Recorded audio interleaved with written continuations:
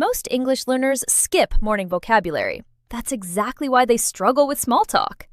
Today, we're practicing morning routine conversations, the kind you have every single day. Repeat after me. I slept really well, thanks. I'm still half asleep, to be honest. Do you want some coffee? I have to leave in 10 minutes. See you tonight. Shopping in English shouldn't feel like a test. Let's fix that. Today we're practicing grocery store conversations. Short, common, and very useful. Repeat after me. Yes, I found everything, thanks. Actually, do you know where the pasta is? Just these, please. Can I pay by card? Keep the change. You're on the bus. Someone sits next to you and says something. Your brain goes blank. Today, we're practicing commute conversations. On the bus, the train, or just rushing out the door. Repeat after me. Excuse me, is this seat taken? Does this bus go to the city center? I think I'm on the wrong line. Sorry, I'm running a bit late. Most English learners sound robotic when ordering food. Here's how to sound natural. Today we're practicing ordering food at a cafe, a restaurant, or a takeaway place. Repeat after me. I'll have the soup, please. Can I get that without onions? Is the pasta dish vegetarian? Could we get the bill, please? Do you take card? You understand the invitation. You just don't know how to say yes or no naturally. Today, we're practicing making plans with a friend, a colleague, or anyone in your life. Repeat after me. Are you free this weekend? I'm not sure yet. Can I let you know? That sounds great. I'm in. Should we say around 3? Perfect. See you then.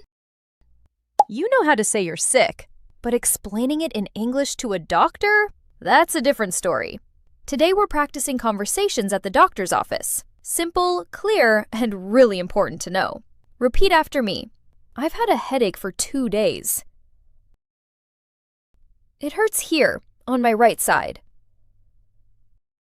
I don't have any allergies. Should I take this with food? When should I come back? You understand everything in the meeting. Then someone asks you a question and you freeze. Today we're practicing workplace conversations, the small talk and quick exchanges that happen every day at work. Repeat after me. Can I ask you something?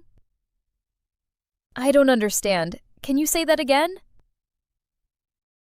I'm almost done with it. Can you help me with this? Thank you. That was very helpful. Banks are stressful enough. Doing it in English makes it even harder. Until now.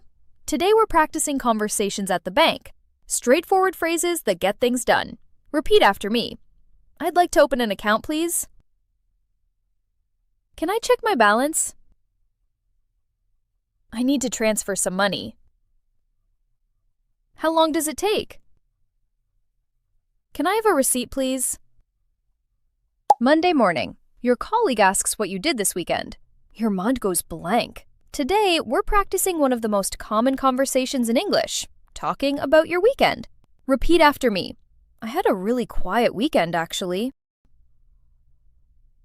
We went for a long walk on Saturday. I ended up staying home and watching a film. It went by so fast. What about you? How was yours? Part 8 covers banking English. Really useful to know. Go watch that one now. Asking for help in your own language is easy. In English, most learners just stay quiet instead. Today, we're practicing how to ask for help. Politely, naturally, and without overthinking it. Repeat after me. Excuse me, could you help me with something? I'm not sure I understand. Could you explain that again? Is it okay if I ask you a question? That makes much more sense. Thank you. I really appreciate your help.